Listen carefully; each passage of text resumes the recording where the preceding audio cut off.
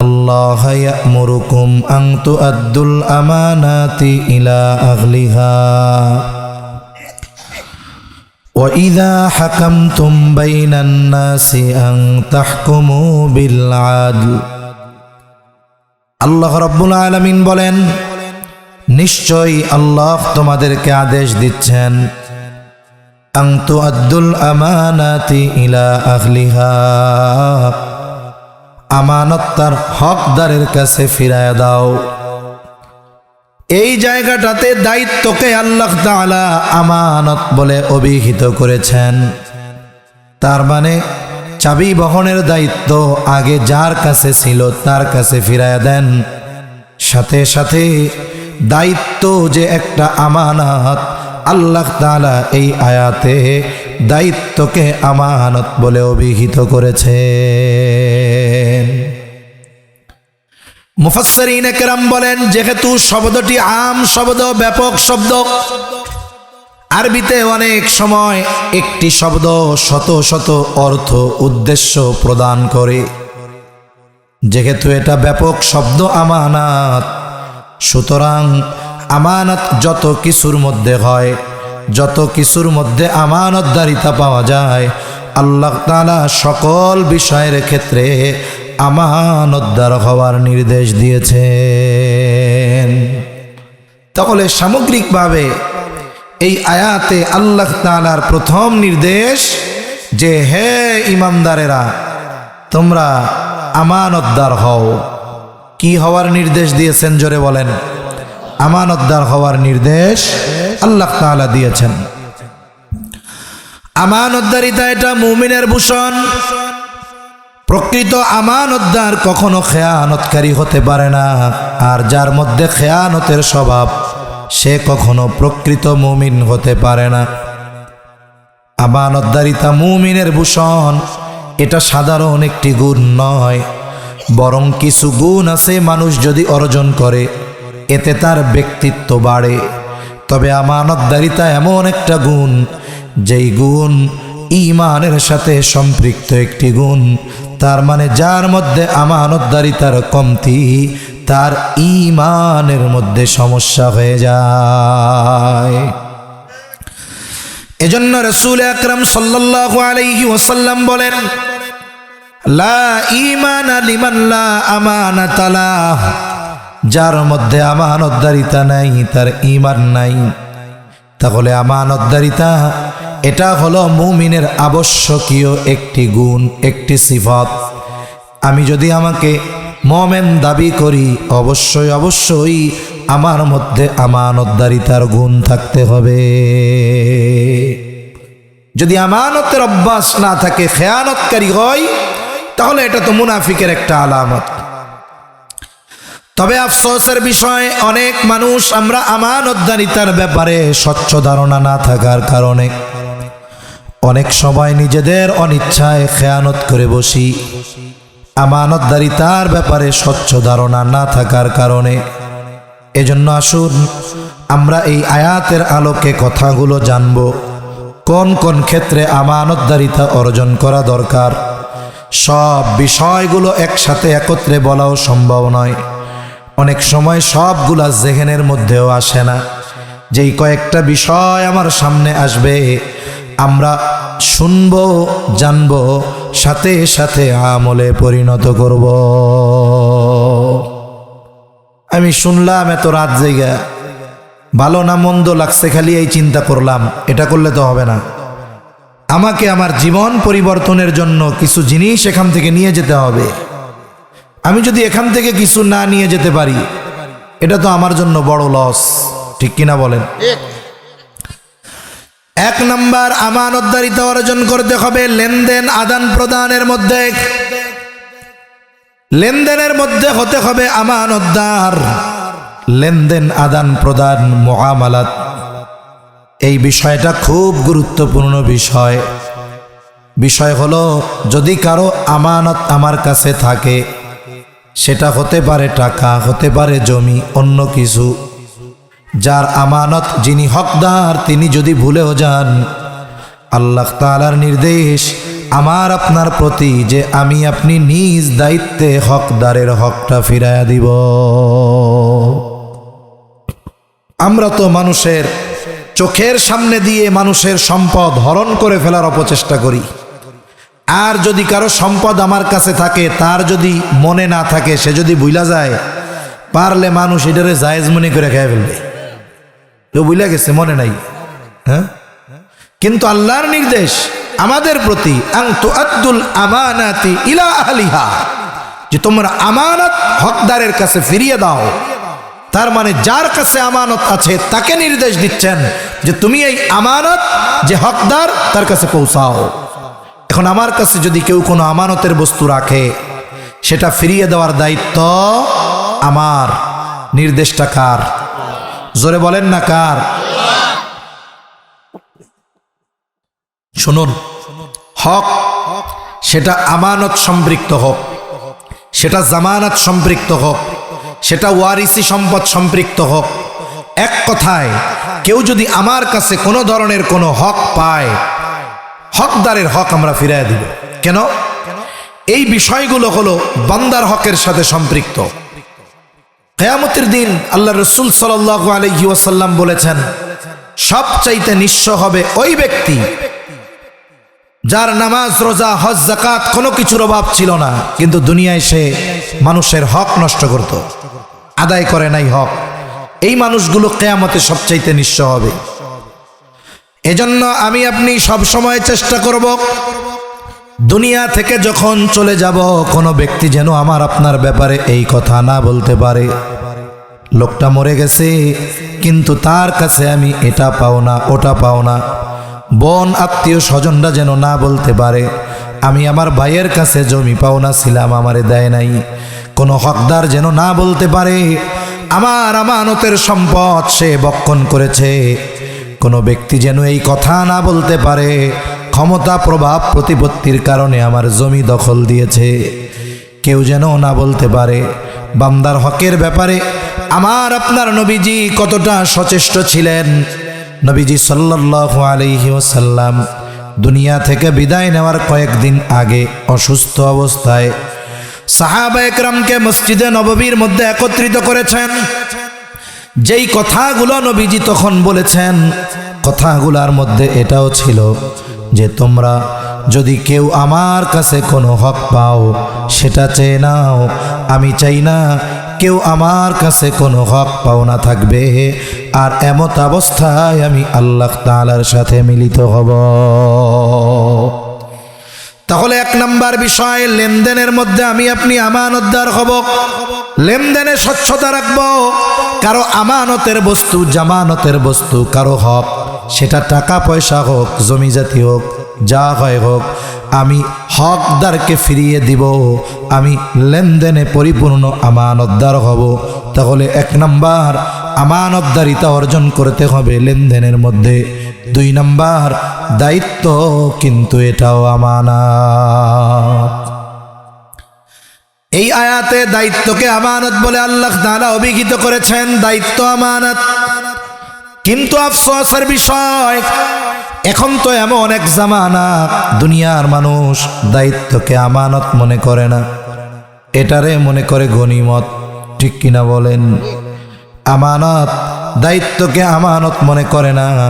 বরং একটা সময় ছিল মানুষদেরকে জোর করে দায়িত্ব দেওয়া যাইত না, আর এখন মানুষ দায়িত্ব নেওয়ার প্রতিযোগিতা করে, বরং টাকা দিয়ে দায়িত্ব কিনে নেয়। দায়িত্ব পাবার ক্ষেত্রে যদি কেউ পথের কাটা হয়, প্রয়োজনে তাকে দুনিয়া থেকে বিদায় করে দেয়। আছে না নাই? দায়িত্ব টাকা দিয়ে কিনে নেয়, নেওয়ার প্রতিযোগিতা করে। অথচ এক সাহাবীর ব্যাপারে বর্ণনা আছে এরকম। একবার আলোচনা হচ্ছে এক মজলিসের মধ্যে,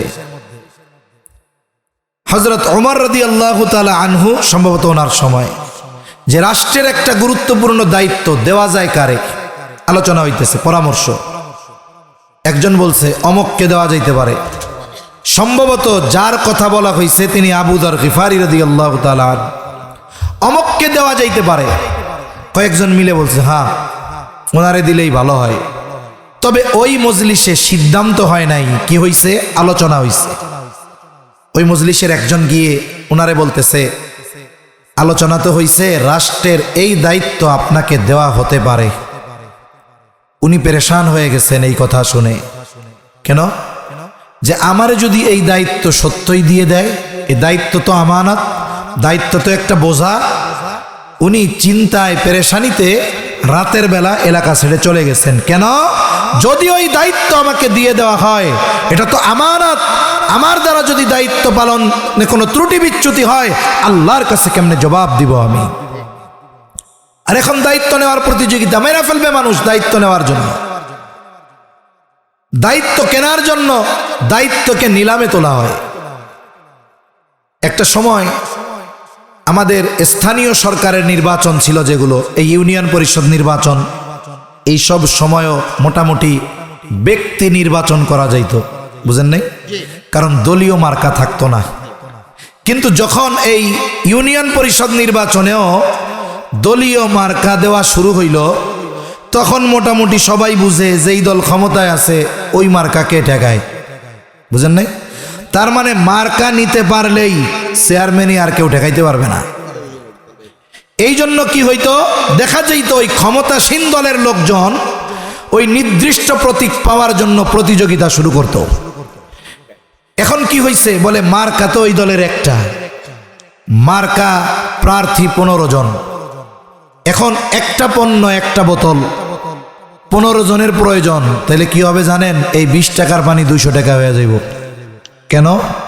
তখন আর ফিক্সড রেটে বিক্রি হবে না, তখন এটা নিলামে উঠবে, নিলামে। এই 20 কে সবাই নিবে, 50, 100 করতে করতে 20 টাকার মাল হয়ে যাবে 200 টাকা, চাহিদা বেশি। এখন মনে করেন যে মার্কা তো নিতেই হবে, এবার কম্পিটিশন চলে। একজন কয় 1 কোটি আমি দিমু, আর একজন কইছে আমিও দিমু। ও তাইলে 1 কোটির কাস্টমার অনেক। আমাদের অঞ্চলে একজন শুধুমাত্র এই মার্কা পাওয়ার জন্য শুনেছিলাম 3-3.5 কোটি টাকা উপর মহলে দিছিল। চেয়ারম্যানই মার্কা পাওয়ার জন্য 3.5 কোটি টাকা। এখন 3.5 কোটি টাকা আমাদের কাছে নাই, তবে এদেশ থেকে লক্ষ কোটি টাকা পাচার হয়েছে। আমি জানি না কোনো ক্যালকুলেটর কম্পিউটারে এই সংখ্যা বসানো যাবে কিনা, বসাইলে পড়তে পারবো কিনা। লক্ষ লক্ষ কোটি টাকা এদেশ থেকে পাচার হয়েছে। 100 কোটি টাকা দিয়ে যদি একজনে বসায় দেওয়া হয় যে তোমারে টাইম দেওয়া হইল, এই টাকা গুনতে পারলে তুমি এই টাকার মালিক, ও মইরা যাবে, টাকা গুইনা শেষ করতে পারবে না। এখানে লক্ষ লক্ষ কোটি কোটি টাকা, লক্ষ কোটি টাকা এদেশ থেকে পাচার হয়েছে। এগুলো শুনতে শুনতে আমাদের কাছে না থাকলেও 2, 4, 5 কোটি 10 কোটি এগুলো আমাদের কাছে পানি ভাতের মতো লাগে, যদিও নাই। কিন্তু ওই যে সংখ্যা শুনতে শুনতে কি মনে হয়েছে, এটা কোনো ব্যাপারই না। দেশ দেশে একজন ছাত্র নেতা 1000 কোটি টাকার মালিক হতে পারে, তাহলে বড় বড় নেতা যারা, তারা 250-300 বাড়ি সুন্দর মতো ইংল্যান্ডে করবে, এটা স্বাভাবিক বিষয়। এখন উনি 3.5 কোটি টাকা দিয়ে মার্কাটা পাইছে। এবার উনি একটা পোস্টার ছাপায় না, আসন্ন এত নং ইউনিয়ন পরিষদ নির্বাচনে চেয়ারম্যান পদপ্রার্থী হিসাবে অমুক ভাইকে তমুক মার্কায় ভোট দিয়ে অত্র ইউনিয়নের জনগণের সেবা করার সুযোগ দিন। একটু বলেন তো, উনি নির্বাচনে দাঁড়াইছে কেন? উনি বলতেছে আমি দাঁড়িয়েছি জনগণের সেবা করার জন্য। যেই ব্যক্তি 3.5 কোটি টাকা দিয়ে মার্কা কিনতে পারে, ওই ব্যক্তির জনগণের সেবা করার জন্য চেয়ারম্যান হওয়া লাগে না। কিন্তু উনি কেন চেয়ারম্যান হইতে চায়, ওই দায়িত্বের চেয়ারে কেন বসতে চায়? কয় ওই জায়গায় তো মধু আছে হুজুর, ওই জায়গায় তো মধু। এদেশে মেম্বার হইলেও কোটি কোটি টাকার মালিক হয়ে গেছে। করোনার মধ্যে যুক্তরাজ্য বা ইংল্যান্ডের প্রধানমন্ত্রী, ওনার নাম ওই সময় ছিল বরিস জনসন, এখনো অনলাইনে দিলে পাওয়া যাবে, খবরটা আমি পত্রিকায় পড়ছি। উনি হঠাৎ করে বললেন আমি প্রাইম মিনিস্টারের এই পদ দায়িত্ব ছেড়ে দিব। হায় রে, আমাদের দেশে এই চেয়ার টিকায় রাখার জন্য প্রত্যক্ষ ওপেনে মরণঘাতী অস্ত্র ব্যবহারের নির্দেশ দেওয়া হয়, হাজার হাজার তরুণ যুবক কিশোরকে শহীদ করে দেওয়া হয়, রক্তের বন্যা প্রবাহিত করে দেওয়া হয়, শেয়ার ছাড়তে চায় না। আর এই লোক স্বেচ্ছায় শেয়ার সাইডে দিবে, কেমন বলো। তা আমি একটু ভেতরে ঢুকলাম খবরের, তা উনি লিখছে, আমি একজন ব্যবসায়ী মানুষ, প্রধানমন্ত্রীর দায়িত্ব পালন করতে গিয়ে আমি ব্যবসায় সময় দিতে পারতেছি না। ব্যবসায় সময় দিতে না পারার কারণে অবস্থা কি, প্রাইম মিনিস্টার হিসাবে যেই অনারিয়াম সম্মানী ভাতা আমার জন্য, এটা দিয়ে আমার ফ্যামিলি চলে না, এটা দিয়ে আমার ফ্যামিলি চলে না, এজন্য দায়িত্ব ছেড়ে দিব। ঠিক ওই সময় আমার একটা কথা মনে হয়েছে, ওই সময় হয়েছে যে তোর কপাল বড় পোড়া, তোরা 200 বছর আমাগো দেশ থেকে কি নিছস, কিছুই নিতে পারলি না। তুই সব কিছু বাদ দিয়া প্রধানমন্ত্রিত্ব ছাইড়া বাংলাদেশে নাগরিকত্ব নিয়া ওই সময় মনে করছি যে কোনো মতে একটা মেম্বার মেম্বার, তুই ইংল্যান্ডে 10-12টা বাড়ি করতে পারবি। আর তুই ইংল্যান্ডের প্রধানমন্ত্রী হইয়া বলতেছস সংসার চলে না, তুই আমার দেশে আয়, কোনো মতে মেম্বার হ, তোর ইংল্যান্ডে বাড়ি করতে পারবি, কোনো অসুবিধা নেই। একটু চিন্তা করে দেখেন কেন এই দেশে মানুষ দায়িত্বের জন্য এত পাগল ছিল, অথচ অতীতের মানুষকে শাস্তি দিয়েও দায়িত্ব দেওয়া যায় নাই। ইতিহাস থেকে শোনায় আপনাদের, ইমাম আজম আবু হানিফা রহমাতুল্লাহি আলাইহি খলিফা মনসুরের সাথে দেখা। খলিফা মনসুর ইমাম আবু হানিফাকে প্রধান বিচারকের দায়িত্ব নেওয়ার জন্য প্রস্তাব দিলেন। ইমাম আবু হানিফা সকলের সামনেই প্রস্তাব ডিনাই করলেন, প্রস্তাব তিনি ফিরাইয়া দিলেন, অপারগতা প্রকাশ করলেন যে না, এই দায়িত্ব আমি নিতে পারবো না। খলিফার ইগোতে লাগছে, আত্মমর্যাদায় লেগেছে, এত বড় দায়িত্ব পাবার জন্য সবাই মুখিয়ে থাকে, আর আমি তাকে প্রস্তাব দিলাম, সে আমার দায়িত্ব নিল না, ফিরাইয়া দিল। হাতের মধ্যে চাবুক, রাগান্বিত হয়ে গেছে খলিফা, হাতের চাবুক দিয়ে ইমাম আজম আবু হানিফার গায়ে সজোরে একটা বাড়ি মেরে দিল। ইমাম আবু হানিফার গায়ে চাবুকের আঘাত, কিছুই বলেন নাই, ইমাম আবু হানিফা চলে গেলেন। এটা তো প্রত্যেকটা যুগের ছবি, যখনই কোথাও কোনো কিছু ঘটে মানুষ দেখা যায় ওলামায়ে কেরাম দাড়ি টুপিওয়ালা এদের উপরে আক্রমণটা বেশি করে, ঠিক কিনা বলে। আমি যদি সম্প্রতি সময়ের কয়েকটা কথা বলি, এই যে কিছুদিন আগে প্রথম আলো, ডেইলি স্টার, 2টা পত্রিকার অফিস ভাঙা হয়েছে। হ্যাঁ, এই ভাঙাটা অন্যায় বুঝলাম, তাইলে মানুষ এই 2টা মিডিয়ার উপরে কেন ক্ষিপ্ত হলো? এর কারণ হলো বিগত সময়গুলোতে এই দেশের যত ক্ষতি, ইসলামপন্থীদের উপরে যত জুলুম অত্যাচার, গুম, হত্যা আর নিপীড়ন, এসব কিছুর বৈধতা দেওয়ার পেছনে এই 2টা পত্রিকা দায়ী। এদেশে গত 17 বছরে যত গুম হয়েছে, যত ইসলামপন্থী নেতাদেরকে নির্বিচারে হত্যা করা হয়েছে, বিরোধী মতের লোকদেরকে দমন পীড়ন করা হয়েছে, যেই দলের হোক, এগুলোর বৈধতা প্রদান করেছে ওই পত্রিকা 2টা। এটা বড় অপরাধ না? তার মানে স্বৈর শাসক এই স্বৈরতন্ত্রের লংজিভিটি বা দীর্ঘস্থায়িত্বের কারণে ওরা দায়ী। সেজন্য উচিত ছিল আন্তর্জাতিক আদালতে শুধু বিগত ফ্যাসিস্টদের বিচার নয়, এই 2টা পত্রিকার বিচার করা দরকার ছিল। এটা গভর্নমেন্ট করতে ব্যর্থ হয়েছে। উপরন্তু কি করছে? তাদের তোষামদি করা শুরু করছে ওরা। তখন কি হবে? যখন ভিকটিম বিচার না পায়, মাজলুম যখন ন্যায় বিচার না পায়, এক সময় জুলুম সহ্য করতে করতে একটা সময় তারা ঘুরে দাঁড়ায়, ঠিক কিনা বলেন?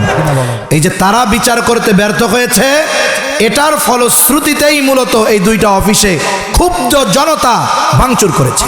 আমরা ভাঙচুরের পক্ষে না, তবে কেন হলো এটার কারণ তো ফাইন্ড আউট করতে হবে, বার করতে হবে, এটাই মূল কারণ। উপরন্তু তোষামদি করা হয়েছে তাদেরকে আরো। যদি তাদেরকে বিচারের কাঠগড়ায় দাঁড়া করানো হতো, মনে রাখবেন, অপরাধ শুধু ব্যক্তির সাথে সম্পৃক্ত থাকে না, অপরাধ অনেক সময় প্রাতিষ্ঠানিক রূপ ধারণ করতে পারে। ওই প্রতিষ্ঠানকে বিচারের কাঠগড়ায় দাঁড় করানো দরকার ছিল। যদি এটা না করেন তাহলে অনেক কিছু উল্টাপাল্টা হয়ে যাবে, অনেক কিছু উল্টাপাল্টা হয়ে যাবে। এখন করলো আক্রমণ, বুঝলাম, কি হলো, ওই জায়গায় 2-4 জন মনে হয়ে গেছে দাড়ি টুপিওয়ালা, বাকি সব দাড়ি টুপি ছাড়া। কিন্তু দেখতেছি যাদেরকেই ধরে সব দাড়ি টুপিওয়ালা লোক দেখা ধরতেছে। তার মানে কি বুঝলেন? কুকুরের লেজ ঘি দিয়া টানলে সোজা হয় না। এরপরে কি হলো, এক মাদ্রাসায় এক মহিলা চোর ঢুকছে, সিসি ক্যামেরার ফুটেজ সহ দেখা গেছে, ধরা পড়ে গেছে চোর। স্বাভাবিক, চোর ধরতে পারলে তো আমরা আগে কয়েকটা ডোজ উত্তম মাধ্যম দিয়া দিই, তাই না? মহিলা তো এটারে আর ডোজ দেয় নাই, মায়ের দেয় নাই, মাদ্রাসার বাহিরে নিয়ে একটা খুঁটির সাথে বাঁধছে। ভাই, চুরি যেই করুক, পুরুষ হোক আর নারী হোক, আল্লাহ তাআলা চোরের শাস্তির ক্ষেত্রে নারী পুরুষের আলাদা কোনো শাস্তি দিচ্ছেন নাকি?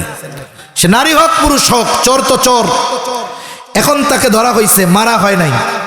মাদ্রাসার ছাত্ররা মিলে শীতের দিন তো একটু শাস্তি দেওয়ার জন্য ঠান্ডা পানি মারছে। এইটা মিডিয়ায় ভাইরাল হয়েছে। ভাইরাল হওয়ার পরে এটাকে ধরা হইল, ছাত্রগুলাকে ধইরা 7 দিনের সশ্রম কারাদণ্ড দেওয়া হলো। চিন্তা করেন, আইন দ্রুত গতিতে কার্যকর হয় যদি দাড়ি টুপিওয়ালা হয় তাদের ব্যাপারে। অথচ আমরা দেখেছি 7 খুন করে সুস্পষ্ট প্রমাণ থাকার পরেও যুগ যুগ পার হয়ে যাচ্ছে, ওই হত্যাকারীরা জেলের মধ্যে জামাই বাবুর মতো আছে। ঠিক কিনা বলেন? এটা যদি রাষ্ট্রীয় বিচার ব্যবস্থা হয়, অপরাধীর শাস্তি কার্যকরে বিলম্ব করা হয়, তাহলে ওই দেশেই তো মব সৃষ্টি হয়ে যায়, মানুষ তখন বিচার নিজের হাতে তুলে নেয়। এজন্য এগুলোর দায় যারা রাষ্ট্রীয় দায়িত্ব পালন করতেছে তাদের এ ব্যাপারে কোনো সন্দেহ নাই। নিজেদের দোষ ধামাচাপা দেওয়ার জন্য দাড়ি টুপিওয়ালাদেরকে ধরো, মানে অবস্থা কেমন হয়েছে জানেননি? এটা গল্প বলবো, কথা তো একদিক বলি আর একদিকে যায়। এখন এক জায়গায় বাবার বন্ধু আর বাবার ছেলে এক জায়গায় খাইতে বসছে। এখন তাদের ঘরে একজন কাজের লোক আছে। কাজের লোক আসার পর খানা টানা দিচ্ছে। খানা দেওয়ার একটা পর্যায়ে বাড়ির যে কর্তা, বাড়ির মূল মালিক যিনি, উনি একটু বায়ু ত্যাগ করছে। বায়ু ত্যাগ করছে, বুঝেন তো? বাংলা ভাষায় কি কয়? বায়ু ত্যাগ করছে। এখন একটু গন্ধ ছড়াইছে না, বায়ু যে কে ত্যাগ করছে এটা তো আর দেখা যায় নাই। তা মেহমান আসছে, পাশে ছেলে একটু নাক নুক গুছাইতেছে, কে দিল রে এইটা? বাড়ির মালিক টাস করে জোরে ওই চাকরে মেরে দিছে একটা থাপ্পড়। তার মানে ওই 2 জনরে বুঝাইলো এই কামটাও করছে। একটু পর মেহমান, ওই ছেলে বায়ু ত্যাগ করছে, সবাই এবার নাক ঘুষাই দিছে, কি হইলো ওইটা? এইবার ছেলেও টাস করে মেরে দিছে চাকরের একটা থাবড়। মেহমান কয় কারণটা কি? বাপ সাহেব তো বোঝা গেছে এই 2 জনে এই কাম কইরা চাকরের গায়ে থাবড় মারলো। এইবার একটু পরে মেহমানেরও বায়ু আসছে, মেহমানও বায়ু সাইডা দিয়াই টাস করে মেরা দিছে চাকরের একটা থাপ্পড়। এবার বাড়ির মালিক বলে কামটা কি করলেন? আমার বাড়ির চাকর মারলেন কেন? তাই বায়ু ছাড়লেন আপনি, থাবড় মারলেন ওরে। বায়ু ছাড়লো আপনার পোলা, থাবড় মারলেন ওরে। এখন আমি মনে করছি এই বাড়ির নিয়মই এইটা, এই জন্য আমিও বায়ু ছাড়ছি, থাবড় মারছি ওরে। তার মানে অতীতে অবস্থা হয়েছে এইরকম, যেই ক্ষমতায় আসছে দাড়ি টুপিওয়ালা ইসলামপন্থীদেরকে ঠুসঠাস সবাই মারা শুরু করছে। এখন ইন্টারিম চিন্তা করছে, ইন্টারিম গভর্নমেন্ট এরাও চিন্তা করছে, দূর আগে যেহেতু ওরাও এই কাম করছে, আমি এই কাম বাদ দিমু কেন? ঠিক কিনা বলেন? এজন্যই আমরা দেখতেছি এইগুলা। কিন্তু মনে রাখতে হবে এই দায়িত্ব এটা আমানত, যেখান থেকে গেলাম আর কি, এই দায়িত্ব এটা আমানত, যথাযথভাবে দায়িত্ব পালন করা দরকার। আর বলতেছিলাম যে ইমাম আবু হানিফা রহমাতুল্লাহি আলাইহিকে চাবুক দিয়ে আঘাত করা হলো, ওই জামানায় ওই রকম দাড়ি টুপিওয়ালাদের উপরেই এরকম জুলুম চলতো। ইসলামপন্থীদের উপরে জালেমরা সবসময় জুলুম করে আসছে। ইমাম আবু হানিফা চুপচাপ চলে গেলেন, কিছু বলেন নাই। খবর গোটা শহর ব্যাপী ছড়ায় গেছে যে খলিফা এরকম একটা কাজ করেছে। খলিফা যখন রাজপ্রাসাদে ফিরে গেলেন, খলিফার চাচা খলিফাকে বলতেছে কাজটা ভালো হয় নাই, আপনি ইমাম আবু হানিফার কাছে ক্ষমা চান। চাবুক দিয়ে যখন আঘাত করেছে তিনি তখন ছিলেন রাগান্বিত। এখন তো রাগ চলে গেছে, কিন্তু লজ্জা করা হয়েছে। এর বাইরে রাষ্ট্রের সম্পদ থেকে একটা টাকা যদি নিজের কাজে ব্যয় করে, বলে ওই 1 টাকার মধ্যে এই দেশে যদি 18 কোটি মানুষ থাকে, প্রত্যেকের হক রয়েছে। ইমাম আবু হানিফা বললেন, এটা ফিরায় নিয়ে যাও। খলিফাকে গিয়ে বলবা রাষ্ট্রের সম্পদ যেখানে সেখানে ব্যবহার করার অনুমতি তার নাই, বরং এটা হেফাজতের দায়িত্ব। এই দায়িত্ব তার কাছে আমানত, এটা ফিরায় নিয়ে যাও। এই দায়িত্ব পালনের জন্য তাকে যেই সম্মানী দেওয়া হয়, তার থেকে 1 টাকা বেশি রাষ্ট্রীয় সম্পদ থেকে গ্রহণ করার অনুমতি তার জন্য নাই। ফিরায় নিয়ে যাও, এটা হেফাজতের দায়িত্ব তার। যাকে খুশি তাকে এই সম্পদ দিয়ে দেওয়ার অধিকার ইসলাম তাকে দেয় নাই। আমাদের দেশে কি হয়, যা হয় তা তো বলাই যায় না। অহেতুক কাজে কোটি কোটি টাকা ব্যয় হয়। আমরা বুঝলাম মানুষের ত্যাগ অবদান স্মরণীয় করে রাখার জন্য অনেক কিছু আছে, কিন্তু আমরা কি দেখি, স্মৃতি স্তম্ভ বানাতে গিয়ে কোটি কোটি টাকা ব্যয় করা হয়। অথচ খোদ রাজধানীর বুকে হাজারো মানুষ শীতের রাত কম্বলবিহীন লুঙ্গিটাকে গায়ে দিয়ে অতিবাহিত করে। কি হবে আমার ওই মিনার দিয়ে, কচু ছাতা দিয়ে? যদি আমার দেশের মানুষ গরিব থাকে, মানুষ যদি অভুক্ত থাকে, বস্ত্রহীন থাকে, কি হবে ওই অপচয় খরচ করে? কোনো লাভ আছে? কোনো লাভ নাই। ইমাম আবু হানিফা লোকটাকে ফিরায় দিল, লোকটা চলে গেল। খলিফার কাছে গিয়ে বলতেছে, খলিফাতুল মুসলিমিন, ইমাম আবু হানিফা আপনার হাদিয়া তো নেয় নাই, উল্টা আপনারে খেয়ানতকারী কইছে। কিছু মানুষ আছে ছোট্ট বিষয়কে মিথ্যার প্রলেপ দিয়ে এটাকে বড় করে তোলে। খলিফা প্রচন্ড রাগান্বিত হয়ে গেলেন, নির্দেশ দিলেন বাহিনীকে, যাও, কত বড় স্পর্ধা, আমাকে খেয়ানতকারী বলে, ওকে ধরো, আটক করো, জেলখানার মধ্যে বইরা রাখো। জেলখানার মধ্যে বলে রাখা হলো।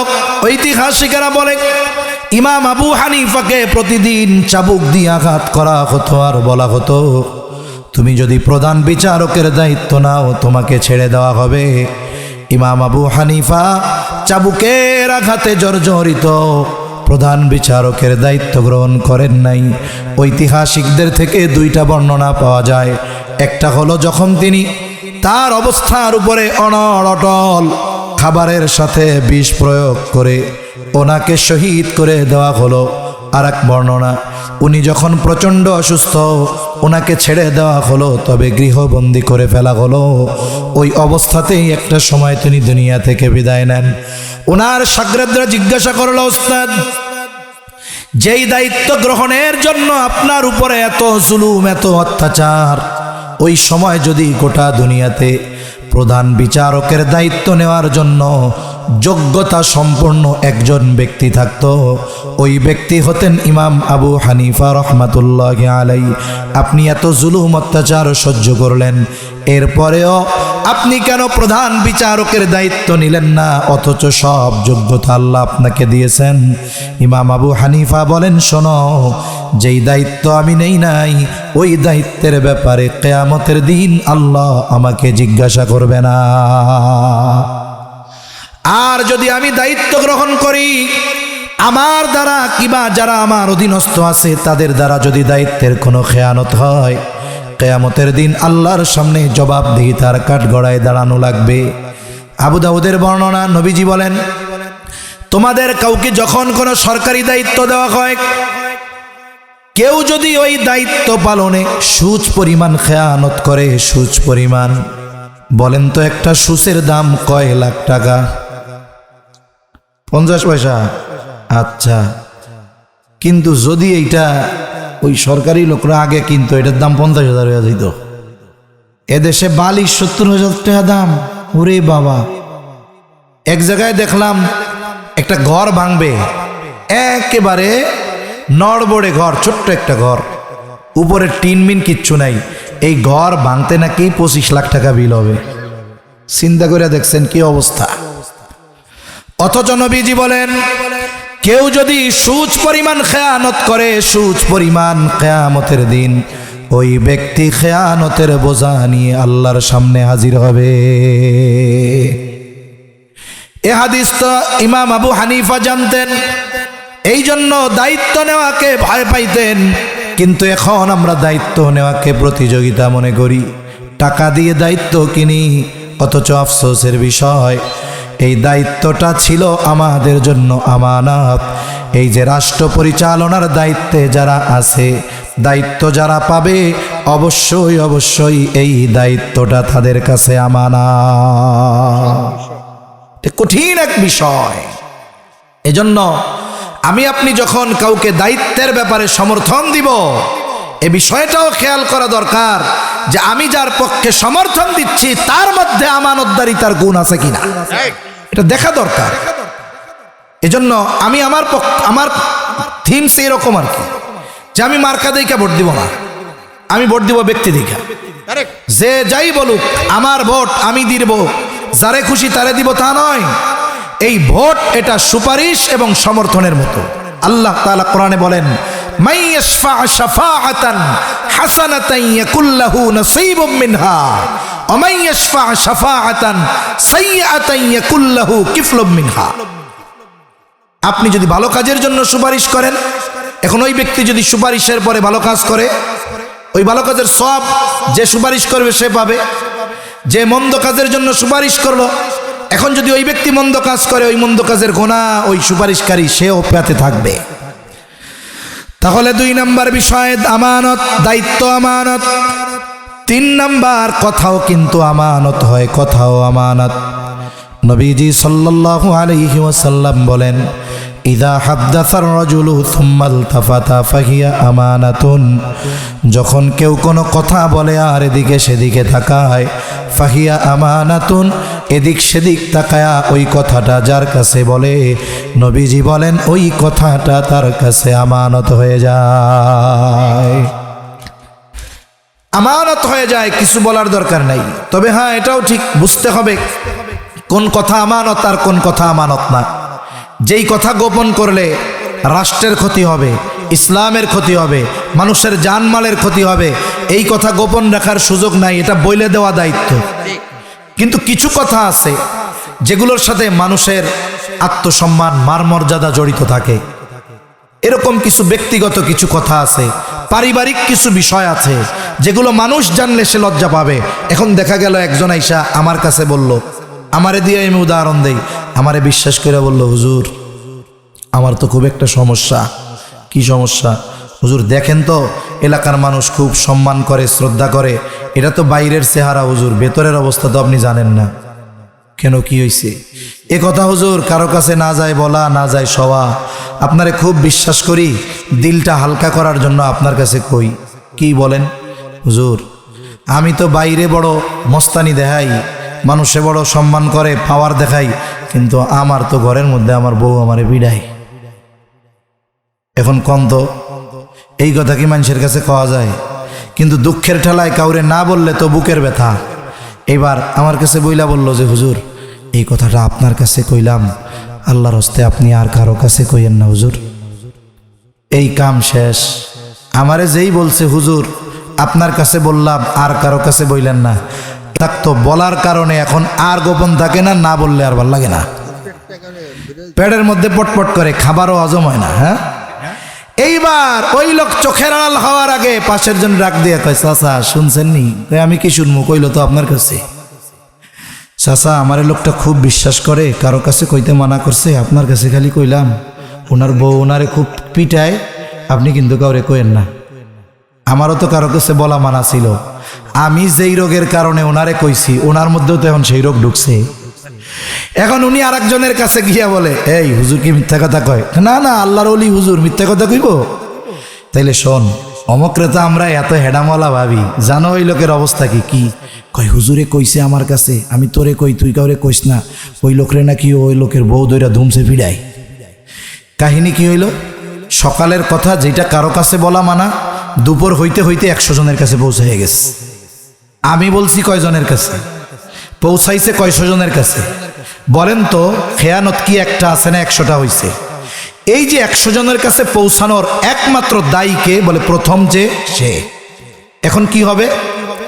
নবীজি হাদিসের মধ্যে বলেন, যার দ্বারা যখন কোনো ভালো কাজের সূচনা হয়, এই ভালো কাজ যতদিন চলে, যতজন করে, যার দ্বারা ভালো কাজের সূচনা হলো, ওই ভালো কাজ করনেওয়ালা সকলের সমপরিমাণ সওয়াব ওই ভালো কাজের সূচনাকারীর আমলনামায় যোগ হয়ে যায়। এই যে 24টা বছর এই মাহফিল চলতেছে, হয়তো এমনও লোক আছে যারা শুরুতে ছিল, এখন দুনিয়ায় নাই। ওই যে শুরু করে দিয়ে গেছে, চলতেছে, ওলামায়ে কেরাম আসতেছে, কিছু দিনই কথা আমরা বলতেছি, নিজেরা আমল করার চেষ্টা করতেছি, কিন্তু হয়তো যার দ্বারা শুরু হয়ে গিয়েছিল তাকে অনেকে চেনেন না, আমিও চিনি না, কিন্তু ওই লোক কবরে শুয়ে শুয়ে এই নেকগুলোর সওয়াব তার আমলনামায় যোগ হয়ে যাচ্ছে। আবার নবীজি বলেন, কারো দ্বারা যখন কোনো মন্দ কাজের সূচনা হয়, ওই মন্দ কাজ যতজন করে আর যতদিন চলে, ওই সকলের মন্দ কাজের সমপরিমাণ পাপ গুনাহ তার আমলনামায় যোগ হয়ে যায়। নবীজি এই হাদিসের শেষে বলেন, এই দুনিয়ায় অন্যায়ভাবে যত হত্যাকাণ্ড কিয়ামত পর্যন্ত সংগঠিত হবে, এই সব হত্যাকাণ্ডের সমপরিমাণ গুনাহ আদম আলাইহিস সালামের ওই হত্যাকারী সন্তান, যার দ্বারা এই পৃথিবীতে সর্বপ্রথম অন্যায়ভাবে হত্যাকাণ্ড শুরু হয়েছিল, তার আমলনামায় যোগ হয়ে যাবে। এজন্য খবরদার, যদি এমন কোনো কথা কেউ আমার আপনার কাছে বলে, আমি আপনি তার সম্মান নষ্ট করার জন্য এই গোপন কথা বলে দিব না, দোষত্রুটির কথা মানুষকে বলে দিব না। কারণ নবীজি এক হাদিসের মধ্যে বলেন, কেউ যদি কোনো মুমিনের দোষ ত্রুটি গোপন করে, যেটা গোপন করলে ইসলাম শরিয়ত মানবতার কোনো সমস্যা নাই, দোষ ত্রুটি যদি গোপন করে, তাহলে আল্লাহ ওই ব্যক্তির দুনিয়া আখিরাতের দোষ ত্রুটি গোপন করে দেয়। আবার যদি কাউকে লজ্জা দেওয়ার জন্য তার দোষ ত্রুটি বলে বেড়ায়, ওই ব্যক্তি যে মানুষকে অপমান করে দোষ ত্রুটি বলে বেড়ায়, ওই ব্যক্তি যদি ঘরের মধ্যেও বসে থাকে, ওই জায়গায়ও আল্লাহ রব্বুল আলামিন তাকে লাঞ্ছিত করবে। সুতরাং আমরা মানুষের কথা হেফাজত করব তো ইনশাআল্লাহ। অনেক সময় কি হয়, সম্পর্ক ভালো তখন কথা গোপন রাখে, সম্পর্ক যখন খারাপ তখন কয় কইয়া দিমু, আছে না নাই? অথচ বলেন তো, আমানত কি শুধু বন্ধুরটা হেফাজত করতে হবে, শত্রুরটা করতে হবে না? আমার আপনার নবীজি কেমন আমানতদার নবী। উনি যখন নবুয়াতি পান নাই, নবুয়াত পাওয়ার বহু আগে আমার আপনার নবীজির উপাধি ছিল আল আমিন আস-সাদিক, বিশ্বস্ত আমানতদার। নবুয়াতির আগেই আমার আপনার নবীজির কাছে কাফেররা তাদের আমানতের বস্তু রাখত। শুধু তাই না, নবীজি হিজরত করবেন মদিনায়, কাফেররাও পরামর্শ করলো ওই রাত্রে নবীজিকে দুনিয়া থেকে বিদায় করে দেওয়া হবে। সশস্ত্র অবস্থায় নবীজির চতুর্দিকে কাফেররা ঘিরে আছে, আর ঘরের মধ্যে ওই যারা হত্যা করার জন্য, নবীকে হত্যা করার জন্য আসছে, নবীজি তাদের আমানতের বস্তু হযরত আলী রাদিয়াল্লাহু তাআলা আনহুর কাছে ফিরায় দেওয়ার ব্যবস্থা করতেছে।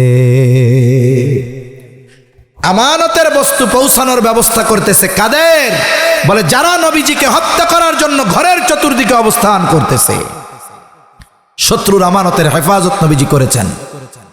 যদি আমানতের হেফাজত না করতে পারতেন, কাফেররা বলতো যে মুহাম্মদ মক্কা থেকে মদিনায় গেছে, আমাকে মাল জিনিস নিয়ে গেছে গা।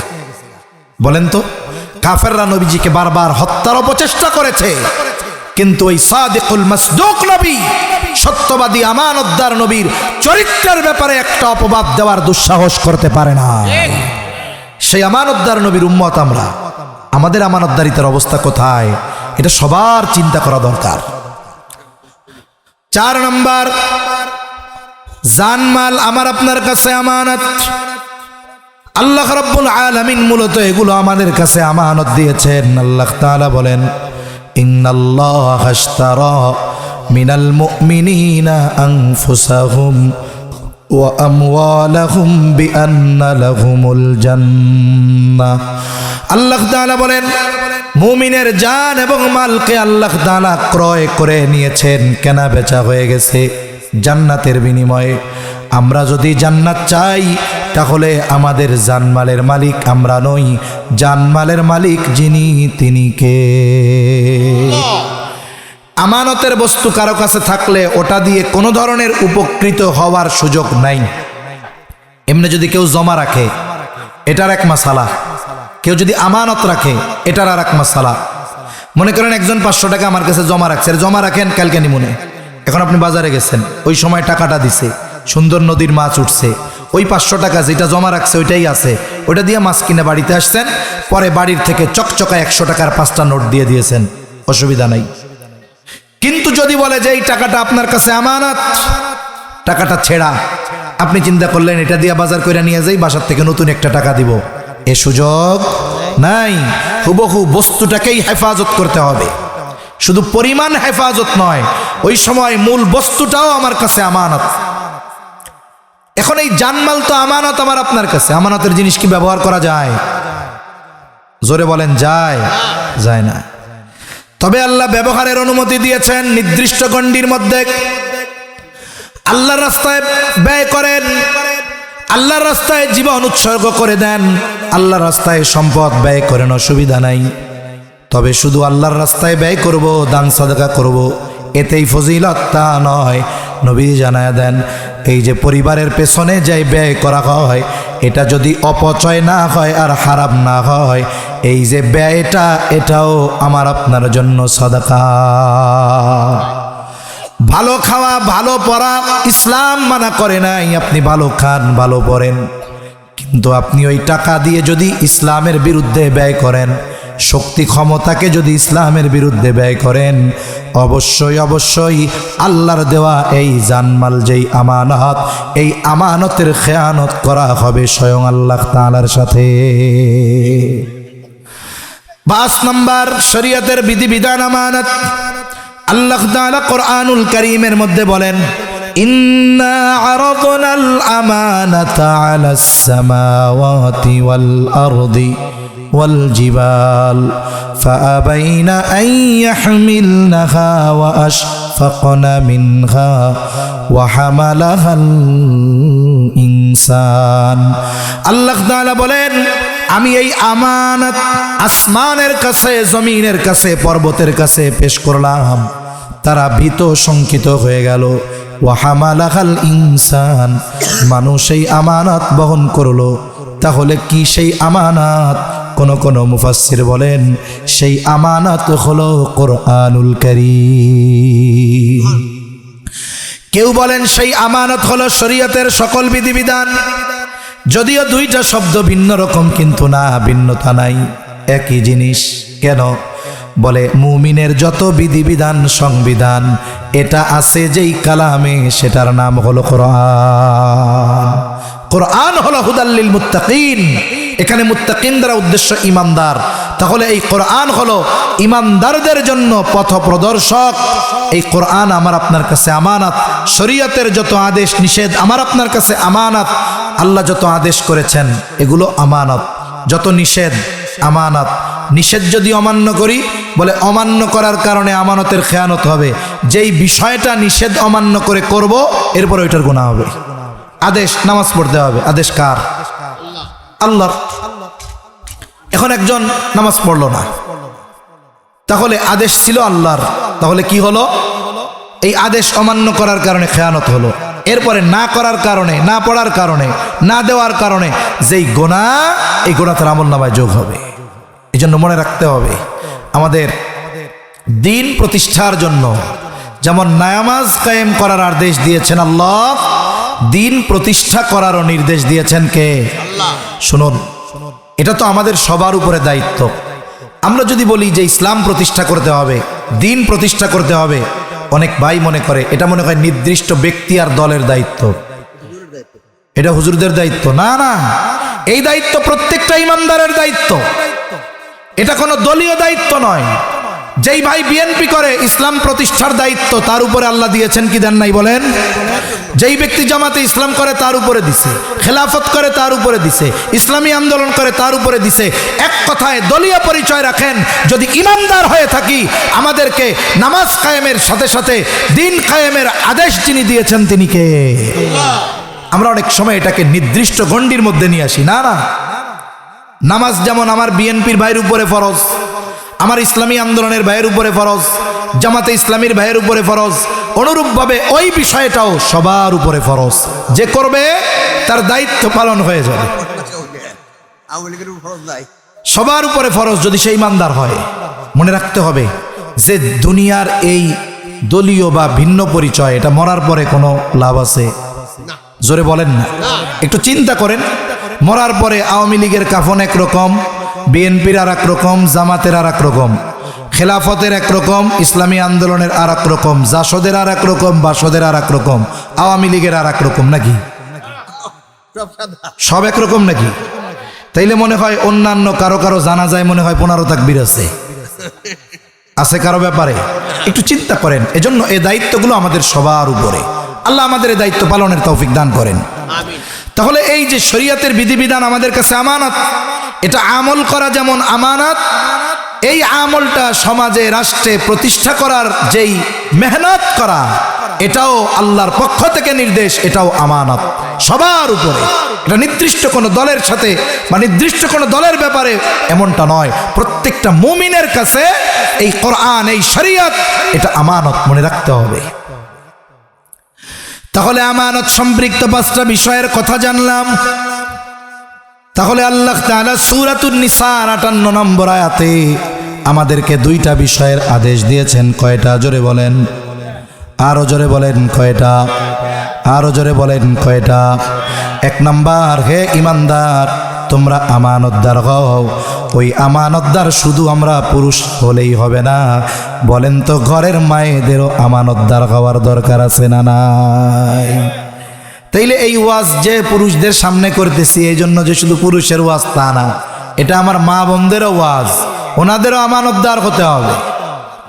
2 নম্বর আদেশ আল্লাহ তাআলা বলেন, ওয়াইদা হাকামতুম বাইনান নাসি আন তাহকুমু বিল আদল।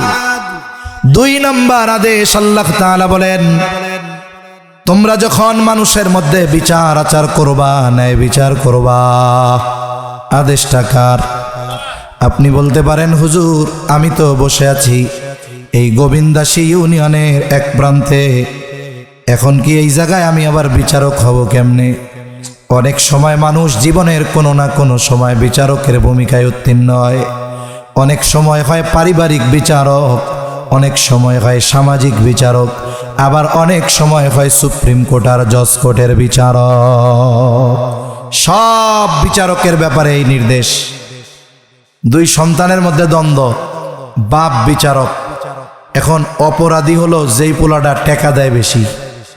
বাপ যদি চিন্তা করে এটা টেকা দেয় বেশি, এর পক্ষে যাইতে হইব, সুযোগ আছে।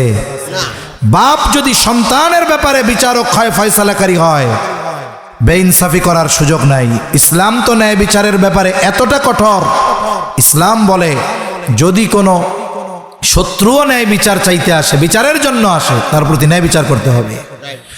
আল্লাহ তাআলা বলেন, ওয়ালা ইয়াজরিমান্নাকুম শানাআনু কওমিন আলা আল্লা তা'দিলু ই'দিলু হুয়া আকরাবু লিত্তাকওয়া। আল্লাহ তাআলা বলেন, কোন সম্প্রদায়ের প্রতি বিদ্বেষের কারণে তোমরা অবিচারে প্ররোচিত হবা না, এদের ব্যাপারেও তোমরা ন্যায় বিচার করবা। হুয়া আকরাবু লিত্তাকওয়া, আর এটাই হলো তাকওয়ার অধিক নিকটবর্তী। এজন্য আমি যদি কখনো পরিবারের মধ্যে বিচারক হই, সামাজিকভাবে বিচারক হই, গ্রাম্য সালিশে বিচারক হই, কেউ বা যদি আল্লাহ জজ কোর্টের বিচারক বানায়, সুপ্রিম কোর্টের বিচারক বানায়, প্রমোশনের আশায় অবিচার করব না। কারণ যারা ন্যায় বিচার করবে, দুনিয়ায় যদিও প্রমোশন না হয়, নবীজি জানায় দেন, এই দুনিয়ায় যারা ন্যায় বিচার করবে, সে যদি শাসক হয় তার ছায়া থাকবে আরশের ছায়ায়, আর যদি শাসক না হয়, বিচারক হয়, ন্যায় বিচার করে, কিয়ামতের দিন আল্লাহর পাশে মতির চেয়ারে তাকে উপবেশন করানো হবে। হাসরবাসী বুঝবে এই ব্যক্তি দুনিয়ার মধ্যে ন্যায় বিচারক ছিল। এজন্য আমরা ন্যায় বিচার করব তো ইনশাআল্লাহ। করব কেমনে? আমার দেশ পত্রিকায় গত বছর এক খবর দেখলাম, সুপ্রিম কোর্টের 5 জন বিচারকের পদোন্নতি হয়েছে অবিচার করার মাধ্যমে। বুঝতে পারছেন তো? মানে শাসকের মন মতো রায় দিছে, শাসকের চাহিদা মতো রায় দেওয়ার কারণে 5 জনের পদোন্নতি হয়েছে। একটু চিন্তা করেন, যেই দেশে অবিচার করে প্রমোশন পাওয়া যায়, এখন যারা প্রমোশনের আশায় থাকে এরা কি ন্যায় বিচার করবে? অবিচারিত করবে। কিন্তু এই ন্যায় বিচার আর আমানতদারিতা, এটা যে কত গুরুত্বপূর্ণ এক বিষয়। অতীতের মানুষগুলার মধ্যে ন্যায় বিচার মেনে নেওয়ার টেন্ডেন্সি ছিল। তার মানে একজন শাসক কোনো সময় যদি কোনো রায় বিচারক তার বিপক্ষে দিতেন, উনি তার প্রভাব দেখাইতেন না, বিচারকের উপরে কড়াও হতেন না, বিচারককে চাকরিচ্যুত করতেন না। এজন্য দেখবেন আমরা মাঝে মধ্যে, আপনারাও হয়তো শুনেন যে বিচার বিভাগকে পৃথক করতে হবে। শাসক দল কি বলে, না না না, এটা করা যাবে না, তাহলে তো মাতবরি থাকবো না। বিচার বিভাগ যদি একেবারে স্বকীয় স্বাধীন একটা প্রতিষ্ঠান হয়ে যায়, ওর উপরে ক্ষমতাধর যারা, এরা প্রভাব বিস্তার করতে পারবে না, বিচারের ক্ষেত্রে হ্যান্ডেলিং করতে পারবে না, কারণ ওইখানে বিচারের স্বচ্ছতা আসবে। আর ইসলামী শাসন ব্যবস্থায় বিচারকের উপরে কোনো হস্তক্ষেপ করার অধিকার কোনো শাসকের ছিল না। শাসকরা বিচারকের সামনে বিচার মানতে বাধ্য হইত। এর শত শত উপমা দেওয়া যাবে, কিন্তু এখনকার শাসকরা বিচারকই বসায় তাদের নিজেদের মন মতো, যেন রায়টা আমার মতো দেয়। তাইলে বলেন তো, যেখানে এই সিস্টেম, সেখানে ন্যায় বিচার আশা করা আকাশ কুসুম কল্পনার মতো। অথচ অতীতের মানুষেরা ন্যায় বিচার মানতেন। যত বড় প্রভাবশালী আর প্রতাপশালী হোক না কেন, রায় বিপক্ষে গেলে মাথা চাড়াও দিতেন না, বিচারকের উপরে খড়া হতেন না। আমি ছোট্ট একটা ঘটনা বলে আমার আলোচনা শেষের দিকে নিয়ে যাব। খলিফাতুল মুসলিমিন হযরত ওমর রাদিয়াল্লাহু তাআলা আনহু, তিনি একদিন বাজারে গেছেন, এক অমুসলিম ইহুদির কাছ থেকে একটা ঘোড়া কিনেছেন। ঘোড়াটা কিনলেন, দেখাশোনা কমপ্লিট। এইবার ঘোড়ার মূল্য পরিশোধ করে তিনি বাজারের বাহিরে চলে আসলেন। বাজারের বাহিরে এসে যখন তিনি ঘোড়ায় উপবেশন করবেন, উঠবেন, তিনি দেখলেন ঘোড়ার পায়ে সমস্যা, ওনাকে নিয়ে চলতে পারতেছে না। তিনি ঘোড়া নিয়ে আবার বাজারের ভেতরে আসলেন। আসার পরে ইহুদিকে বলতেছে, তুমি কি ঘোড়া দিয়েছ? এই ঘোড়া আমাকে নিয়ে চলতে সক্ষম নয়, এটা খারাপ ঘোড়া, অসুস্থ ঘোড়া, এটা তুমি ফেরত নাও। এবার ইহুদি বলে, না না, আমি আপনাকে ভালো ঘোড়া দিয়েছি, আমি এটা ফেরত নিব না। হযরত ওমর রাদিয়াল্লাহু তাআলা আনহুর সাথে তর্কে লিপ্ত হয়ে গেছেন একজন অমুসলিম। অনেক সময় দেখুন, মানুষজন ইসলামী শাসনকে ভয় পায়। ভয় পাওয়ার কারণ আমরা, কোন কারণে আমরা বলি ভয় পাওয়ার কারণ হইল, আমরা ওয়াজ করার সময় শুধু হুঙ্কার দিয়া কই, ইসলাম আসলে একটা চোর থাকবে না, সব কটার হাত কেটে ফেলানো হবে। এবার যেইগুলার চুরির অভ্যাস আছে, কয় আল্লাহ রে, স্বপ্নে দেখে যে হাতে এমনই নাই। এইবার আমি বলতেছি, ইসলাম আসলে যারা ব্যভিচারীদেরকে প্রকাশ্যে পাথর নিক্ষেপ করে হত্যা করা হবে, আদেশ তো আল্লাহর। এইবার অধিকাংশ মানুষ এই ধরনের পাপে জড়িত আছে, বিপুল সংখ্যক মানুষ। ও মনে করে স্বপ্নের মধ্যে, এই বুঝি আমার পাথর মেরে মেরে ফেললো রে ইসলাম, তাইলে হুজুর আর ইসলাম দরকার নাই। অথচ কি জানেন, ইসলাম যেটা চায় সব মানুষ সেটা চায়। আচ্ছা, এই জায়গায় বিভিন্ন দলের লোক আছেন, বিভিন্ন দলের লোক। শুনুন, আমি আমার একটা কথা বলি, আমার অবস্থা হলো এরকম, আমি হলাম গোলালুর মতো। গোলালু কেন? আমি কিন্তু রাজনৈতিকভাবে কোনো দলের সাথে সক্রিয় না, আমি আমার কোনো রাজনৈতিক পদ পদবি নাই। এমনকি অবাক করা বিষয়, আমি অরাজনৈতিক কোনো সংগঠনের সাথেও জড়িত না। এ আমার বাপের ওসিয়ত, এমনভাবে ওসিয়ত করছে, মন চাইলেও আমি সক্রিয়ভাবে কিছু করার ক্ষমতা আমার নাই, এমনভাবে ওসিয়ত আমার আব্বার। অনেক সময় কিছু ওসিয়ত আছে মরে যাওয়ার পরে ওইটা বাদ হয়, করা যায়। ওনার ওসিয়তটা এরকম কঠিন যে আমি মরার পরেও কিছু করার সুযোগ আমার নাই। এজন্য এটা ভাইবেন না যে হুজুর মনে হয় যে কোনো এক দলের লোক, এই সেই, কোনো দলের না, একেবারে আল্লাহ তাআলা সাক্ষী, আল্লাহ জানে। আমি শুধু একজন মুসলিম হিসাবে আমি এই কথাগুলো আপনাদের বলতেছি। এখানে বিভিন্ন দলের লোক আছেন, মাইকে শুনতেছেন, সামনে পেছনে আছেন, মা বোনরা আছে, বলেন তো, যে যেই দলের সমর্থক বা কর্মী যাই হন না কেন, আপনারা কি কেউ দুর্নীতি চান? জোরে বলেন, চান? ইসলাম কি দুর্নীতি চায়? ইসলাম দুর্নীতি পছন্দ করে না, চায় না। তাহলে বোঝা গেল আপনাদের চাওয়া আর ইসলামের চাওয়া এই জায়গায় মিল আছে। আপনারা কি খুনোখুনি চান? সমাজের মধ্যে দ্বন্দ্ব ফাসাদ হোক, এগুলো চান? ইসলামও তো চায় না। আপনারা চান যে হত্যাকারী জেলের মধ্যে জামাই বাবুর মতো থাকবে আর হক কথা বলার কারণে ফাঁসির কাস্টে ঝোলার অপেক্ষা করবে, এই বেইনসাফি অবিচার চান? ইসলামও তো অবিচার চায় না। তার মানে কি জানেন, এটা আমরা ভাবি না কোনো সময়। সব মানুষ যেটা চায় ওইটাই ইসলাম চায়। তবে ওই জিনিসটা প্রতিষ্ঠা করার জন্য ইসলামী শরঈ শাসন ব্যবস্থা দরকার। দুনিয়ার সিস্টেম দিয়ে আমার আপনার চাওয়া কখনো পূর্ণ হবে না। এটা একটু নিজেরা ভাববেন যে আসলে আমি যেটা চাই ইসলাম কি সেটা চাই কিনা। যদি হ্যাঁ চাওয়ায় মিল, তাইলে এই চাওয়ারে বাস্তবায়ন করা যেতে পারে কোন সিস্টেমে? বলে যদি ওই সিস্টেমে হয়, হ্যাঁ করেন, কিন্তু চ্যালেঞ্জ, আপনার আমার পরিপূর্ণ চাওয়া কোরআন সুন্নাহ ইসলাম ব্যতীত কিয়ামত পর্যন্ত পূর্ণ হওয়া সম্ভব নয়। এজন্য যারা ভাবে ইসলামী শাসন ব্যবস্থা হইলে আর বেপরদায় চলা যাবে না, চুরি করলে হাত কেটে ফেলবে, তারপরে জেনা করলে শাস্তি দিবে, মূলত কি হবে জানেন? যদি কোথাও ইসলাম প্রতিষ্ঠা হয়, দেখবেন চুরি করার লোকই আপনি খুঁজে পাবেন না। মানুষ জেনা ব্যভিচারী করবে না, মানুষ বেপরদাই চলবে না। এখন যদি চুরি করে না করে, মানুষের যদি অভাব না থাকে, মানুষ চুরি করবে? জোরে বলেন, চুরি করবে? একবার গেছি মধুপুর, এই বড় বড় আনারস হয়ে রয়েছে, রাতের বেলা যাচ্ছি ফিরতেছি। এখন ওই লোককে কইলাম, ভাই এগুলো চুরি করে না কেউ? কয় হুজুর কেউ চুরি করবে না। কেন করবে না? বলে এলাকায় সবাই আছে, সবাই জানে যে চাইলেই 4-5টা দিয়ে দিব, তাই চুরি করার দরকার কি, চাইলেই যেহেতু পাইতেছে। তখন পরিবেশ পরিস্থিতি এমন হবে যে মানুষ জেনার দিকে এমনেই যাবে না, মানুষ চুরির দিকে এমনেই যাবে না, প্রয়োজনই হবে না। এই জন্য ইসলাম যেটা চায় এটা মানুষেরও চাওয়া, কিন্তু এই চাওয়াটা প্রতিষ্ঠা করা দুনিয়ার সিস্টেমে কতটুকু সম্ভব হবে এটা কম বেশি আপনারা সবাই জানেন। তো সম্মানিত উপস্থিতি, হযরত ওমর রাদিয়াল্লাহু তাআলা আনহু খলিফাতুল মুসলিমিন, তার সাথে তর্ক করতেছে একজন ইহুদি অমুসলিম। একটু চিন্তা করেন তো, যদি এই রাষ্ট্রের রাষ্ট্রপ্রধানের সাথে কেউ যদি একটু তর্ক করে, ওর হাড্ডি গুড্ডি খুঁজে পাওয়া যাবে? জোরে বলেন, পাওয়া যাবে? তা আমি একজনের গত সময় বলছিলাম যে এক লোক স্বপ্নে দেখছে। এখন স্বপ্নে মানুষ অনেক কিছু দেখতে পারে।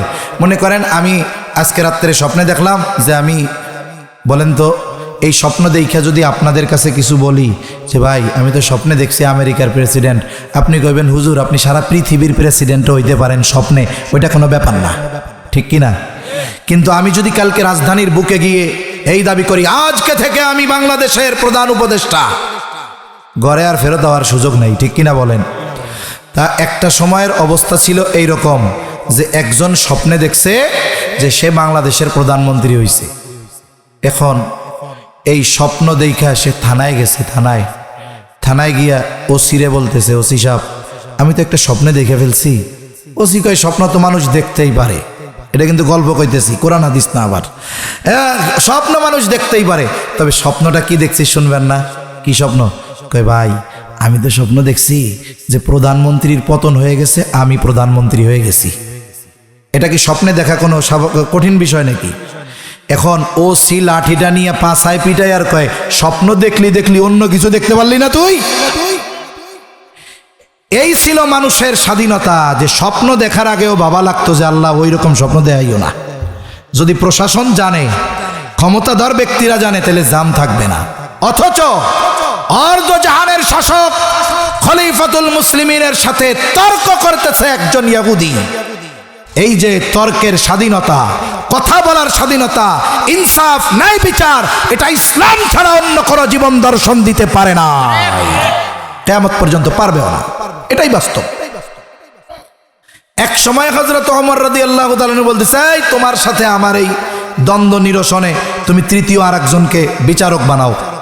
খলিফা পাওয়ার খাটায় নাই যে আমি খলিফাতুল মুসলিমিন, মিথ্যা বলতেছি, দে টাকা ফেরত দে, ঘোড়া ফেরত নে, এটা তিনি বলেন নাই। তিনি কি বললেন? তোমার আমার এই দ্বন্দ্ব নিরসনে তৃতীয় আর একজনকে ফয়সালাকারী হিসাবে সাব্যস্ত করো। লোকটা ইহুদি, বিচারক নিয়োগের দায়িত্ব ওনারে দিছেন খলিফাতুল মুসলিমিন। ইহুদি, তার ধর্মের অনেক মানুষ আশেপাশে, একটারেও পছন্দ হয় না।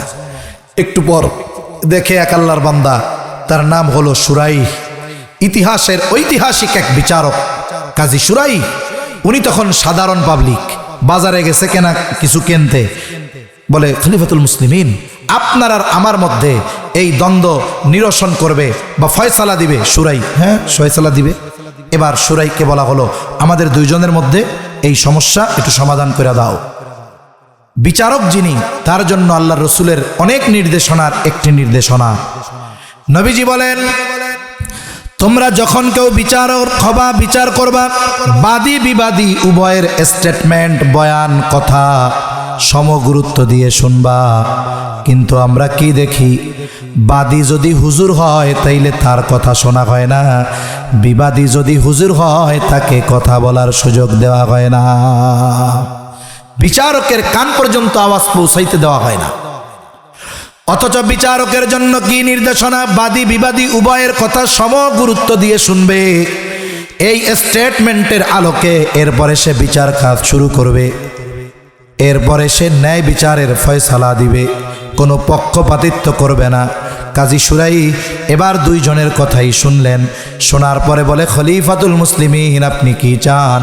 বলে, হ্যাঁ চাই যে সে ঘোড়া ফেরত নিবে। বলে, আপনি সে ঘোড়া ফেরত নিতে বাধ্য, তবে আপনি যখন তার কাছ থেকে ঘোড়া নিয়েছেন তখন এর অবস্থা কেমন ছিল? এইবার হযরত ওমর রাদিয়াল্লাহু তাআলা আনহু বলেন, যখন টাকা পরিশোধ করে ঘোড়া বুঝে নিয়েছি, বাজারের বাহিরে গিয়েছি, এরপরে ঘোড়ার সমস্যা ধরা দিয়েছে।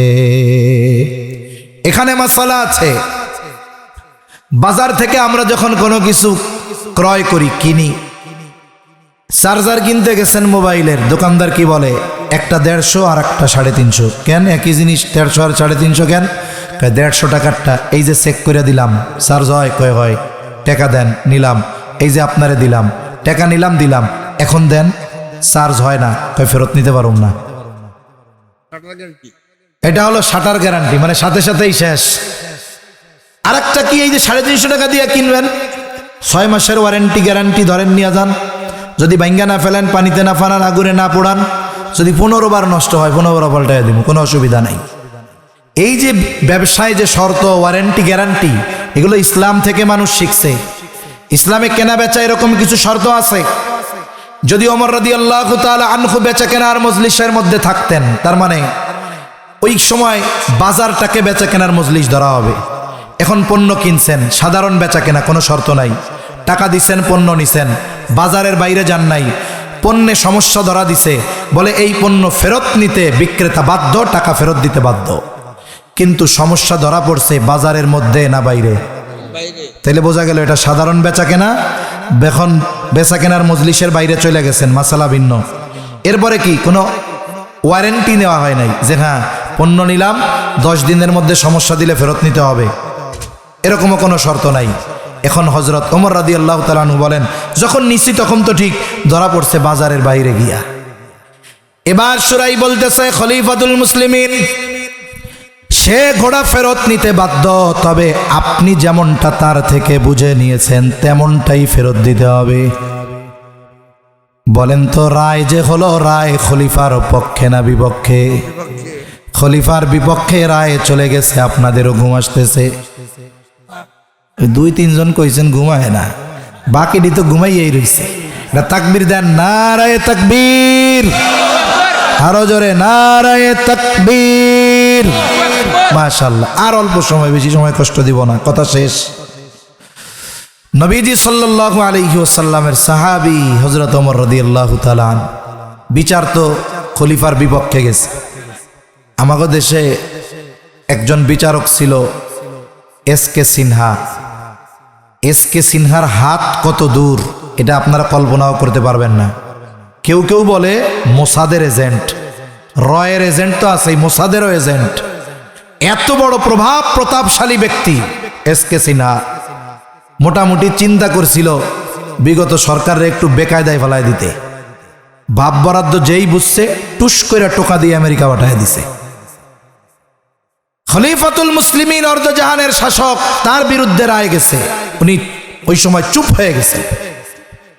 একটু পরেই বলতেছে, হ্যাঁ সুরাই, এটাই ন্যায় বিচার।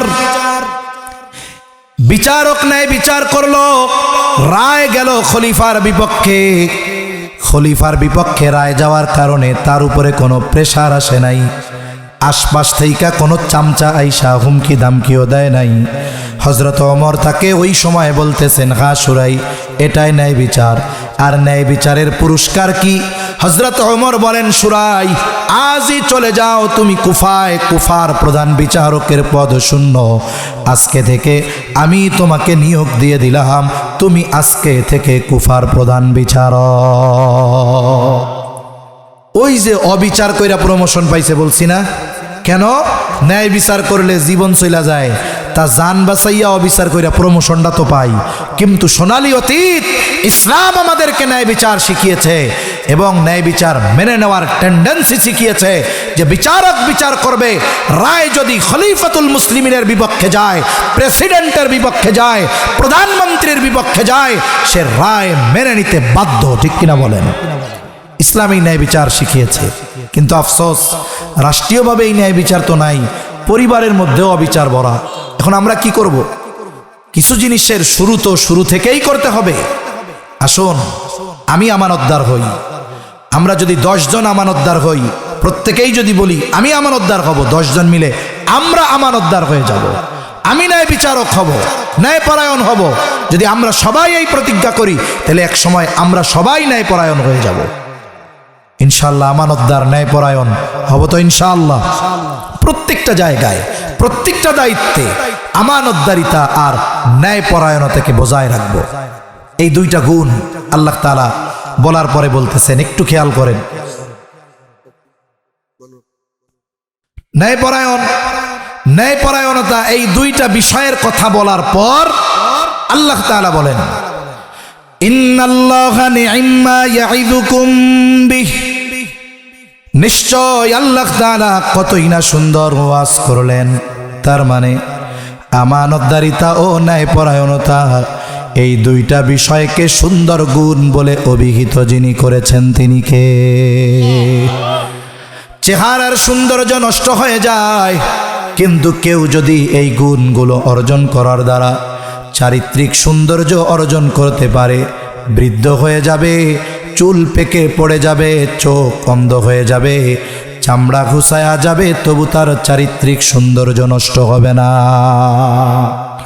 এজন্য ইমাম শাফিঈ রাহমাতুল্লাহি আলাইহি বলেন, এই দুইটা গুণ যদি কোনো ব্যক্তি অর্জন করে, ব্যক্তি সুন্দর। কার ভাষায় জোরে বলেন? আল্লাহর ভাষায়। এই দুইটা গুণ যদি কোনো সম্প্রদায় অর্জন করে, তারা সুন্দর, সৌভাগ্যবান। কোনো জাতি যদি অর্জন করতে পারে, তাহলে তারা সৌভাগ্যবান। এজন্য আল্লাহ বলেন, তিনি কতই না সুন্দর ওয়াজ তোমাদের করলেন। এরপরে আল্লাহ তাআলা কেমন যেন বলেন, বান্দা, এত সুন্দর দুইটা গুণ অর্জনের নির্দেশ দিলাম, ওয়াজ করলাম, এখন এই ওয়াজের উপরে আমল করো কি করো না? এই ওয়াজ দুইটা নিয়ে কি আলোচনা সমালোচনা করো? আমি আল্লাহ শুনি আর দেখি। আল্লাহ বলেন, ইন্নাল্লাহা কানা সামিআম বাসীরা, নিশ্চয়ই আল্লাহ তাআলা সর্বশ্রোতা সর্বদ্রষ্টা। আমরা আমল করলে দেখবেন কে? আল্লাহ। আল্লাহর নামে তো জোরে কইছেন। আমরা যদি আমল করি দেখবেন কে? না করলে দেখবেন কে? যদি আলোচনা সমালোচনা করি, হুজুরে নিয়ে এটা এটা এটা কইছে, বলেন তো, আমি না শুনলেও শুনবেন কে? দেখবেন কে? আল্লাহ দেখবেন, আল্লাহ দেখবেন, আল্লাহ শুনবেন। আর এই দুই গুণ অর্জনের মাধ্যমে মানুষ সৌভাগ্যবান হয়, চারিত্রিক সৌন্দর্য তার অর্জিত হয়, হোক সে নারী হোক সে পুরুষ। এরপরেও মা বোনদের জন্য কিছু কথা। আমার অনেক মা বোনেরা আছেন, মা বোনদের জন্য তো জান্নাত সহজ। মা বোনদের জন্য জান্নাত কি? সহজ। এক হাদিসের মধ্যে নবীজি বলেন, ইদা সাল্লাতিল মারাতু খামসাহা ওয়া সামাত শাহরাহা ওয়া আহসানাত ফারজাহা ওয়া আতাআত বালাহা দাখালাত মিন আইয়া আবওয়াবিল জান্নাতি শাআত। নারীর ঈমান ঠিক আছে, এরপরে কি করবে? 5 ওয়াক্ত নামাজ যথাযথভাবে আদায় করবে। এই যে রমজান মাস আসতেছে, যথাযথভাবে রোজা রাখবে। যথাযথভাবে রোজা মানে কি? রোজা রেখে গল্প গুজব গীবত পরনিন্দা মিথ্যা এইসব করা যাবে না। যথাযথভাবে রোজা রাখবে, সতীত্বের হেফাজত করবে, বিবাহের পরে দ্বীনি বিষয়ে স্বামীর এতাআত করবে, আনুগত্য করবে। নবীজি বলেন ওই নারী জান্নাতের যেই দরজা খুশি সেই দরজা দিয়ে জান্নাতে প্রবেশ করবে। সুবহানাল্লাহ। সম্মানিত উপস্থিতি, এই যে আমরা 2 দিনব্যাপী কথাগুলো শুনলাম, আগে কি শুনছেন জানি না, আমি 2টা বিষয়কে সামনে রেখে কথা বলছি। আমানতদারিতা, ন্যায়পরায়ণতা। আমার যোগ্যতা নাই, কিন্তু চেষ্টা করেছি। আপনারা কি ন্যায়পরায়ণতা আর আমানতদারিতার গুরুত্ব বুঝতে পেরেছেন? বলেন তো, এই 2টা গুণ প্রত্যেকটা মুমিনের মধ্যে থাকার দরকার আছে না নাই? তাহলে আমরাও আল্লাহর কাছে দোয়া করি, আল্লাহ আমাদের প্রত্যেককে পরিপূর্ণ আমানতদার, ন্যায়পরায়ণ হওয়ার তৌফিক দান করেন। সকলে বলি আমিন। সাথে সাথে সর্বশেষ কথা, আমার কথা শেষ। এই যে যুবক ভাইয়েরা আয়োজন করছে, এলাকাবাসী আয়োজন করছে, যুবকদের মধ্যে খুব উচ্ছ্বাস, আনন্দ। এরপরেও প্রচণ্ড শীত, আবার সাথে সাথে বাতাস ছাড়তেছে। আমি তো চিন্তা করতেছি সোফায় বসছি আরাম, এরপরেও এই চাদর বারবার টানতেছি, হাঁটু ঠান্ডা হয়ে যাচ্ছে। এরপরেও মুরব্বী বাবারা বৈশা আছেন। এই মাহফিল চলতেছে 24টা বছর ধরে। আমরা যদি 1-2টা কথাও প্রতিদিন স্মরণ করি, মনে রাখি, আমাদের জ্ঞান ভাণ্ডারে অনেক কিছু জমা হয়ে যাবে। তা এই ধরনের আয়োজনগুলোর কারণেই এদেশে যদি ইসলামের বিপক্ষে কেউ কিছু বলে, আলেম থেকে নিয়ে সাধারণ মানুষ দলমত নির্বিশেষে সাথে সাথে ফুসলে উঠে প্রতিবাদ করে। ঠিক কিনা বলেন? এগুলোর অনেক কারণ। এই কারণগুলোর মধ্যে একটি কারণ যে এই ধরনের ওপেন মজলিসে দ্বীনি আলোচনা করার সুযোগ থাকার কারণে। এজন্য এই আয়োজনগুলো সবসময় চলুক, হোক, এটা আমরা চাই কি চাই না? গতানুগতিক কোনো কালেকশন কিছু না, আমি পারিও না। শুধুমাত্র দোয়ার আগে অনেকে দিতে চান, ওনারাই বলছে, অনেকে স্বতঃস্ফূর্তভাবে দেয় এবং অনেকে আগ্রহের সাথে দেয়। এখন আপনাদের কাছে আমাদের এই যুবক ভাইরা একটু ব্যাগ নিয়ে যাবে, একেবারে কেউ খালি যাবেন না। আশা করি এই জায়গায় আপনার কাছে না থাকলেও আপনার পরিচিত কেউ থাকবে, আপনি তার কাছ থেকে নিয়ে হলেও অল্প কিছু হলেও এদের সাথে শরিক থাকেন। পকেট থেকে ছোট নোটটা বের করেন না, চেষ্টা করেন বড়টা বের করার। আর যদি 1000 টাকার নোট থাকে, বড়টা দরকার নাই, মাঝারিটা দিলে হবে। এবং সবার কাছে যান, সবাই দেন, অল্প যা আছে যে যা পারেন সবাই দেন, সহযোগিতা করেন। মা বোনদের ওই জায়গায় যাদের দায়িত্ব দেওয়া আছে, আপনারা তাদের কাছে সুন্দরভাবে একটু পৌঁছায়া দেন, সহযোগী হন একটু। আশা করি ইনাদের জন্য সহজ হবে ইনশাআল্লাহ। একটু দেন, সবাই দেন, সবাই দেন, সবাই দেন, সবাই দেন, সবাই দেন, সবাই দেন, সবাই দেন, সবাই একেবারে কেউ বাদ যাবেন না। সবাই দেন, সবাই দেন, কেউ বাদ যাবেন না, সবাই দেন, সবাই দেন। মা বোনদের ওইখানে যারা আছেন, দায়িত্ব যাদের দেওয়া আছে তাদের কাছে আপনারা দিয়ে দেন। তাহলে মূল কথা হলো আমরা আমানতদার হব, ন্যায়পরায়ণ হব। শুনেন, আমি যেমন, আমার জন্য তেমন প্রতিফল আসবে। আমি যদি আমানতদার ন্যায়পরায়ণ হই, তাহলে দেখবেন আমার পরিবার, আমার সমাজ, আমার রাষ্ট্র সময়ের সাথে সাথে আজ অথবা কাল আমানতদারিতা ও ন্যায়পরায়ণতার গুণে গুণান্বিত হবে। যদি আমাদের দেশের শাসক, আমাদের দেশের মানুষ, আমরা যদি সবাই এই 2 গুণে গুণান্বিত হয়ে যাই, একটু চিন্তা করেন তো, ইনসাফ, ন্যায়পরায়ণতা, শান্তির সুবাতাস প্রবাহিত হবে। আল্লাহ সুবহানাহু ওয়া তাআলা আমাদের সবাইকে কথাগুলো বুঝবার, আমলের কথাগুলো আমল করবার তৌফিক দান করেন, বলি আমিন। ওয়া আখিরু দাওয়ানা আনিল হামদুলিল্লাহি রাব্বিল আলামিন। আসসালামু আলাইকুম ওয়া রাহমাতুল্লাহি ওয়া বারাকাতুহু। এই তোমরা যারা ব্যাগ নিয়ে আসো, মহিলা প্যান্ডেলে